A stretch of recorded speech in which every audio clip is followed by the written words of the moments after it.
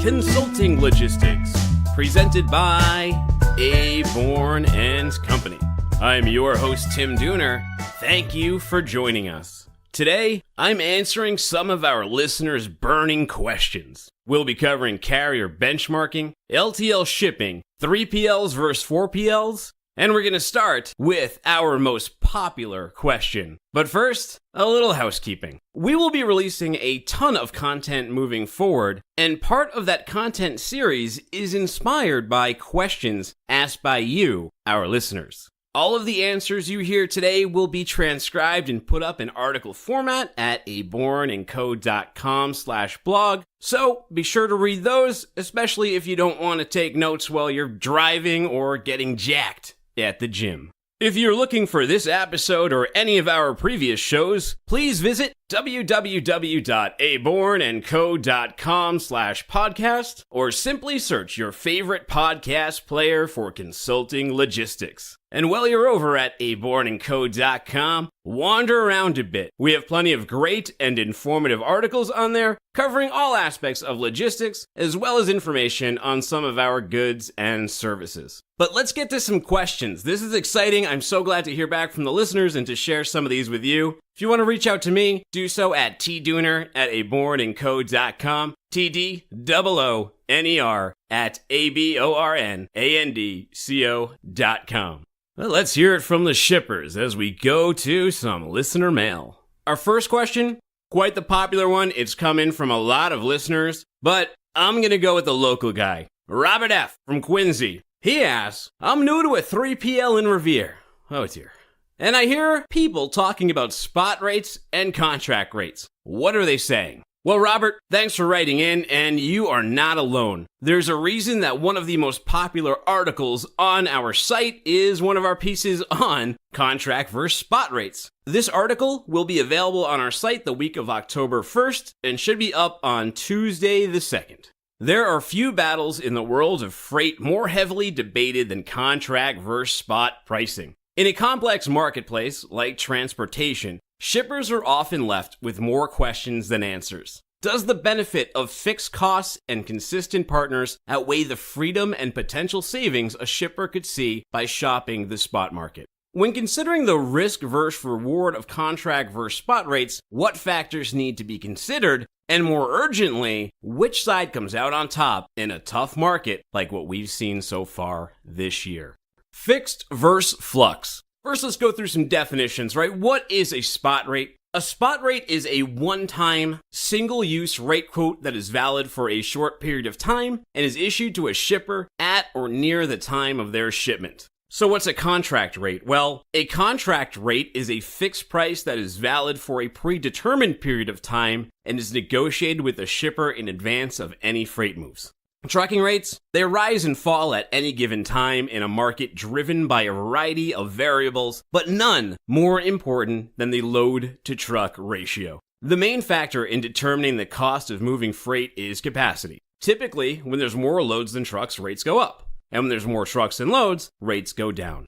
Unlike the stock market, the freight market isn't nearly as tethered to the economy, though. Regardless of nearly any other factor, when the load-to-truck ratio is upside down, like it is right now, rates increase. Shippers that strictly adhere to spot quotes are betting against a strong freight market and believe that all factors indicate rates will decline for the foreseeable future. Shippers that lock into contract rates are hedging their bets against escalating rates and limited capacity. Bets that are likely paying off right about now. It should be noted that spot and contract rates aren't mutually exclusive from each other, and most shippers under contract will still use spot rates on less traveled lanes, out of contract moves, and when the market presents a savings opportunity. That is because a shipper under contract isn't obligated to move every single shipment under their contracted rate. It's entirely possible to benefit from a soft spot market while maintaining a good relationship with their contracted carrier as long as minimum freight volumes are being delivered. Conversely, it isn't unheard of for less reputable carriers to refuse contracted freight in periods of high capacity strain. Neither contract or spot rates are without their risk or their reward. So what are the risks versus the rewards? Well, right now, shippers who have been playing the spot market have been paying more for freight than at any time in 2017. In January, spot rates increased 4 weeks in a row and were up an astounding 22.9% from the previous year. Beyond ballooning costs, spot shippers are getting crushed by the capacity crunch as trailers, flatbeds, and vans become increasingly more scarce. Nearly all of the fear factors that concern contract shippers are converging in a perfect storm, while spot shippers are left out in the rain without an umbrella. We've mentioned rates before, and so far, cost is king, but it doesn't tell the whole tale. You can't look at risk versus reward without looking at the overlooked. Spot market-based relationships are inherently risky and rife with hidden costs. Service agreements are often not well managed, and service levels can be wildly inconsistent. Carriers unfamiliar with a shipper's routing and customers' needs may lead to chargebacks, late fees, and other activity that can be damaging to the carrier-customer relationship. Spot shipping can siphon savings and guzzle time if you're not careful. The more freight you have, the more work it takes to shop the spot market. Since every move is a transaction, every shipment must be sent out to any number of truckers for bid. The harder a shipper negotiates those bids, the more money they may save, but the more time it will soak up. And the problem is that this process is then repeated for every single shipment. Ultimately, these operational costs should be looked at as part of the final number paid per transaction. And here's the thing: strong carrier relationships mitigate risk. The rewards for working with a contracted carrier are predictable costs, higher service levels, the opportunity to negotiate fuel and accessorials, and access to capacity when capacity is in short supply. Capable partners contractually obligated to help you can keep you dry regardless of how many clouds there are in the sky. Our next question comes in from Don G. of Aberdeen, Washington, and he inquires, I'm confused on what a 3PL, a 4PL, and a broker is. 3PL, what the hell, what's the difference? You know something, Don? This is one of those things that a lot of people talk about, but I think they're usually BSing their way through. And that's because it is kind of confusing and vague, but we'll try to dive into it. And just a quick note, I will do an accompanying article for this, and that will be up the week of October 1st. I'm going to say around Thursday the 4th. So this is kind of another definition one, similar to contract versus spot rates. This is another oft-asked question. What's a 3PL versus a 4PL? And a broker, how does a broker fit into there? Well, a broker can be both of those. So a broker is a much more vague term than a 3PL and a 4PL. But let's go through what the PLs are. Let's tell you what the hell they are, Don. In the modern globalized world of logistics, the shipper has more options than ever. In a market with thousands of third-party logistics providers, it can be a daunting task figuring out which provider belongs where along each link of your supply chain. Added to that are a bevy of acronyms requiring a glossary of terms to decode. In its simplest essence, any shipper looking to use a 3PL or 4PL is looking to refine their process and simplify its management. So what are the PLs? Well, we never really talk about 1PLs or 2PLs as 1PLs or 2PLs, but they do exist, and it is important to define each layer of the supply chain so we can better understand the roles of 3PLs and 4PLs. So what's a 1PL? First party logistics provider, 1PL. This is where it all begins. The 1PL, that's the shipper, beneficial cargo owner, or the consignee. They would dictate every aspect of the manufacturing and distribution process from origin until endpoint. Next, we have the 2PL, second-party logistics. These are the carriers. From the steamship and airlines to the railroad operators to trucking companies hauling freight, that's your 2PL. So then what is the 3PL? Well, third-party logistics provider. These are the freight forwarders, customs brokers, couriers, trucking companies, and warehouses. 3PLs are firms that shippers outsource any number of services to. It's a broad term, but if we crystallize it to the legal definition, a 3PL is a person who solely receives, holds, or otherwise transports a consumer product in the ordinary course of business, but who does not take title of the product. Okay, and moving on, what's a 4PL, right? Fourth party logistics. A 4PL's role is to act as a manager, consultant, or an advisor on some or all of the above services. Their intended purpose is to act as a single interface between clients and multiple vendors and service providers. So instead of the shipper contacting all of their 2PL and 3PL services, the 4PL would act as the liaison between the 1PL and the 2PL and the 3PL. The 4PL would handle that work for you. And here's some, to distinguish this a little bit, here are 5 differences between 3PLs and 4PLs. The first one is network. While there are thousands of 3PLs out there, not all of them are built the same, and few share the same strengths and weaknesses. Many 3PLs will engage their network of carriers, promise them X amount of cargo, and then resell those lanes to new and existing customers. By nature, each company becomes stronger and more competitive on whatever respective lanes they are best able to fill. But what about the lanes that they are having a tough time selling? Those prices tend to go up, while the surface tends to suffer. Since 3PLs have long established networks, they often aren't nimble enough to open up new competitive routes immediately, and they aren't often willing to advise you to use a better equipped freight forwarder. 4PLs aren't locked into carrier networks, and their best interest is to get you onto each lanes where a 3PL is most capable. This presents shippers with a much wider offering of services and a far deeper pool of resources and cost references. Time management. 3PLs can handle anything from inland trucking to the port all the way to high-end warehouse management solutions and all points in between. If a shipper is working with one 3PL that is handling all aspects of their supply chain, then communication may not be an issue. However, most likely, they're dealing with multiple 3PLs even if they aren't thinking of them in those terms. If you're using a separate freight forwarder, trucker, customs broker, and WMS, you're already up to 4 different 3PLs. So instead of contacting multiple 3PLs as your goods travel on your supply chain, a 4PL will then streamline that process to a singular interface and do all of that themselves. Data security. There's no greater time than the present to lock up your supply chain data security. Don't tell me about that twice. With the ever-growing risk of hacking and data breaches, shippers have to take control of who sees what and when. In a model where a shipper is using multiple 3PLs, it is not uncommon for crucial private data, invoices, packing lists, customer addresses, manufacturing facilities, to be shared via email and fax between multiple companies and organizations. A 4PL can ensure that your vendors only see the documents they need to see to perform their intended role. Where 4PL helps here is that they can ensure that your vendors only see the documents that they need to see to perform their intended roles. They don't have to have access to data that they don't need, that's proprietary, that doesn't belong to them. Scalability. Is the 3PL you're currently working with able to grow with your company's changing and evolving needs? The 3PL that was moving 100 40-foot containers a year between New York and Shanghai, then trucking them to your warehouse in Greater Boston, may be doing a great job now, but how would they do when lanes added to France, Brazil, and Australia, along with national routing for your inland trucking? It's unlikely that they're the best service provider along all of those lanes. A 4PL isn't tethered to a network of carriers. They can look at the entire scope of your supply chain and place each lane with the appropriate service provider. This translates into better service, greater efficiency, as well as reduced time and cost.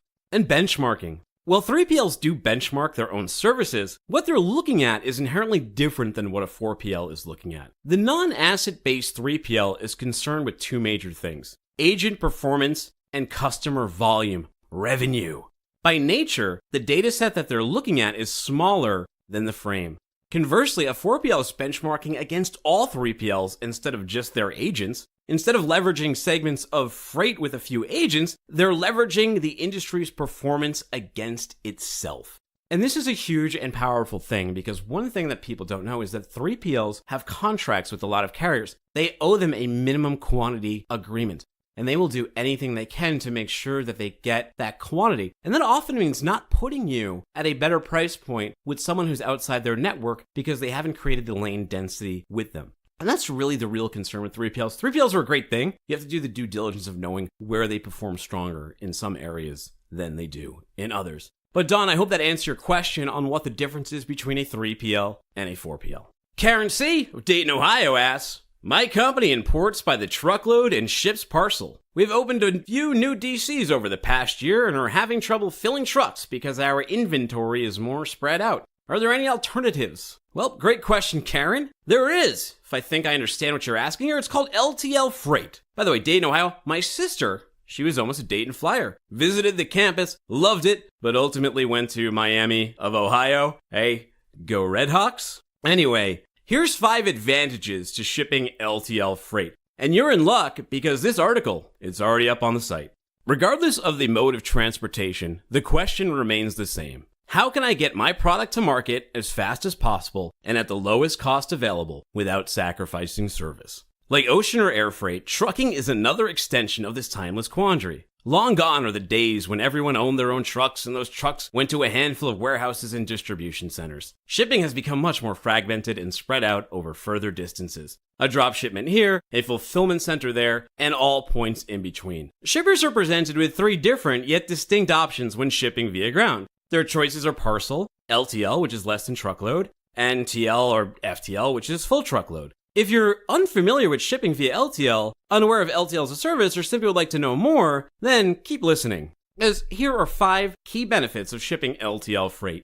The first one, time to market. The single greatest advantage of LTL freight is that you no longer have to wait for a full truckload to get your product to your buyer. So instead of waiting for enough orders in a region to maximize your load, or sending out a half-empty truck, you can book your goods immediately and have them on their way to the consignee ASAP. 2. Less warehouse space. Every shipment that you send out frees up space for new inventory within your warehouse. Why sit on freight and let purchase orders age and grow mold on them when you can churn product and ship on demand to your customers? Not only does this allow for a lean process flow within your warehouses, but it also allows the consignee to purchase in shorter cycles while reducing their own inventory.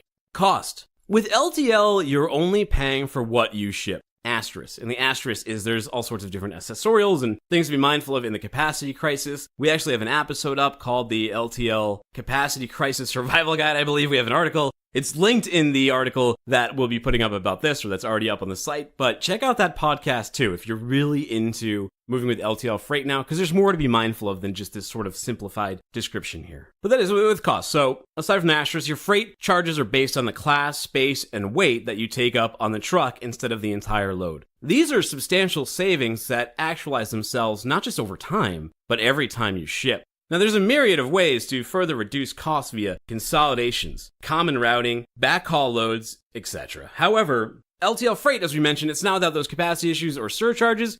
Service options. Number 4. When negotiating LTL rates, carriers can and often will provide service beyond dock to dock. Shippers can specify needs like lift gates, inside pickup and delivery, cross-docking, non-commercial shipments, event notification, cargo tracking, etc. It also opens you up to a new pool of carriers because the carrier pool for LTL is different than the full truckload carrier pool. And that's a whole other nut to crack too. Number 5, tracking and security. Your buyer is going to want to know when and where they'll receive their shipment. Many LTL carriers provide tracking details that include event notifications, which will allow them to see in real time when their goods are picked up, in transit, on time, delayed, and dropped off. Tracking can be tailored to customers' needs based on BL, PO, reference number, or even a date range. In addition, unlike parcel services, your goods will often be palletized, which prevents damage, pilferage, and other loss. One of the keys to negotiating LTL shipments is knowing which carriers provide the service needed, how accessorial charges work and how to negotiate them, understanding base rates, FAK structures, fuel service charges, etc. A freight management company, like a 4PL that understands your needs, can unlock these benefits and act as your GPS on the road to success. And as I mentioned, Karen, that article is already up on the site. I hope that we answered your inquiry. Peter M. from Pawtucket, Rhode Island. Probably a big Paw Sox fan. Peter wonders, what's the supply chain benchmark? Well, thanks for listening, Peter. Supply chain benchmark. This is actually a good follow-up to the previous LTL question, as a benchmark is what's going to tell you about your delivery rates, times, service, etc. versus market performance. We have an article on this that went live at boardingco.com/blog last week, and it's called 5 Reasons Why You Should Benchmark Your Carriers. Go check that out, Peter, and we're going to get to it right here, right now. There's a sage old adage that goes, if it ain't broke, don't fix it. But adhering to that can be as timeless as a broken watch. A solution that may have fit at one point in your company's growth may not be the right solution today, tomorrow, next quarter, or next year. Freight is a rapidly evolving market that is seeing changes in capacity, growth, routing, service, and technology. All of these components combined are what serve to make a successful, efficient, cost-effective, and optimized supply chain. But how does a company know what is and isn't broken? Well, that's why we benchmark. Here are 5 reasons why you should be benchmarking your carriers. The first is growth. How has your company grown since the last time you sat down at the table to look at numbers? Is your freight spend the same today as it was when you selected your carriers? The partner who could handle 10 LTL shipments a month along 2 lanes likely isn't the same one that could handle 10,000 FTL shipments along 200 lanes. On the other hand, perhaps you've gotten smaller, nimble, and niche. If that's the case, the reverse applies. Maybe the global carrier who moved mountains in the past no longer sees you as a priority. And maybe it's time to look towards other options more geared to your overall size. Be that big fish swimming around in that little pond. That much room. It's crammed in there. Well, additionally, how has your demand changed? Are you now drop shipping, plus going to warehouses as well as distribution centers? What are the demands and needs of your customers now? Leverage your growth to bolster every rung in your supply chain. After all, you're only as strong as your weakest link. And that weakest link could just be old decision making. Capacity. Trucking, air, rail, and ocean freight are all flux markets that are controlled by capacity. How much empty space is in each one of those ships, trains, planes, and automobiles ends up dictating where the market rates will fall. Both the trucking and ocean freight industries have seen rapid consolidation as well as capacity issues. These conditions create openings for shippers to further maximize their supply chain optimization by utilizing services with the most space, lowest rates, and best service by becoming a shipper of choice. Rates, the big R word, rates. It's unavoidable, and for better or worse, is almost always the first number looked at when shippers are selecting service partners. So, when is the last time you reviewed your rates? Year-over-year capacity, consolidation, and fuel rates help to set the market, and while some modes of transportation have seen only incremental increases, others have seen major dips and drops. When benchmarking carriers, it's important to review rates across all lanes versus the market. A box to Shanghai that cost $2,200 just 4 years ago would be $1,200 in today's market, for example. All carriers aren't created equal. The provider who has the best rates to one region may not offer the same value to another. Lastly, it all ends on the bottom line. How often have you received a quote only to be hit with a laundry list of accessorials, surcharges, GRIs, etc., etc., etc.? Invoicing that would make your cable company embarrassed. With proper benchmarking, you will learn with the utmost transparency if these charges are fair, and if they're not, a great freight management firm can negotiate most, if not all of them away. Technology great, but expensive to onboard, right? Technology. Gone are the days when offices hummed and buzzed with the cacophonous symphony of fax machines and dial-up modem connections. Now many of us have an on-demand workforce who need cloud-based access to real-time event notifications while in the field on their mobile devices. They need freight visibility across multiple lanes in a multitude of nations. Many carriers are aware of this, and great strides and a tremendous amount of capital has been poured into technology to make that happen. What are your current service providers doing to bridge this technological gap, and what work are they doing to future-proof your supply chain? Now, more so than ever, is the time to make sure that your carrier's capabilities and plans for the future co-align with your company's. And lastly, we've got compliance. Regulations are changing every year across air, sea, and land. SOLAS was enacted on the oceans, and last year, the electronic logging device, the ELD mandate, became the rule of the road. There's been a bevy of new tariffs, just $260 billion introduced. Each one of these changes creates new challenges for shippers, brokers, forwarders, and carriers. Compliance and reasonable care rest firmly upon the shoulders of the shipper. It's imperative that you audit your partners before Customs and Border Protection audit your company. Remaining compliant, though, it not only means the reduction or elimination of governmental fines and delays, but it also ensures that your partners are doing their job. New regulations can also have new costs associated to them. When benchmarking your carriers, it's important to look at what they are and aren't doing, as well as how much they may be charging for any new regulatory services. Compliance is something that should never, ever, ever be assumed.